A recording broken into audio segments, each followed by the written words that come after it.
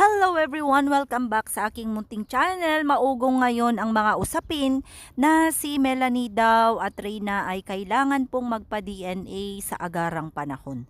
Sa palagay ninyo ay pumayag o papayag kaya si Melanie? Bago natin umpisahan ang usaping ito, syempre gusto ko munang magpasalamat sa lahat ng ating mga bagong subscribers at mga magsusubscribe pa, at shout out po sa lahat ng Reyna Best Team ever natin dyan, members, supporters, at sa lahat ng mga individuals, mga senior citizens at mga sponsors natin, at of course ang Reyna's community at Team LMG. Mabuhay po tayong lahat. Salamat po sa buong suporta dito po sa community ni Reyna. At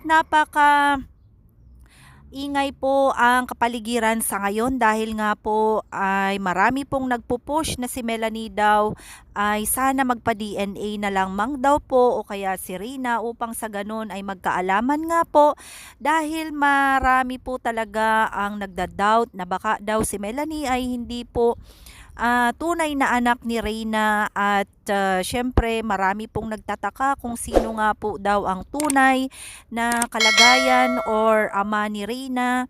Pero sa palagay po ninyo ay advisable po ba na ipa-DNA si Reyna sa kadahilanan po, or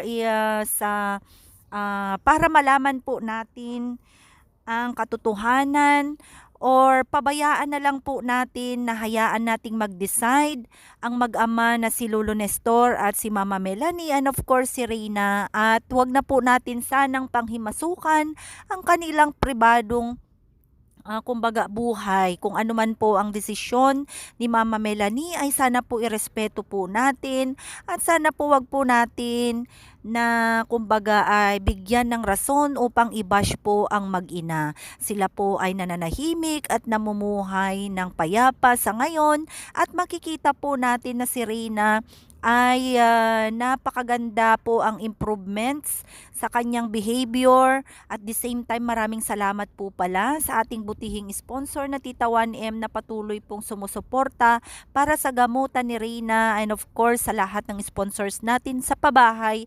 Mega love shoutout Ma'am Candy, Ma'am Irish, at sa lahat po ng team natin na sponsors sa Reyna Best Team Ever. At some point po mga ka-Reyna, maganda po talaga na mapa-DNA si Reyna at si Mama Melanie, ngunit marami po tayong ibang mga priorities sa ngayon dito sa buhay ni Reyna. Kaya naman hayaan po natin na maging pribado ang desisyon ni Mama Melanie, at hayaan po natin na siya ang magpasya sa tamang panahon. Ngunit kung ano man po ang desisyon ni Melanie ay irerespeto po natin lahat yan. Maraming salamat.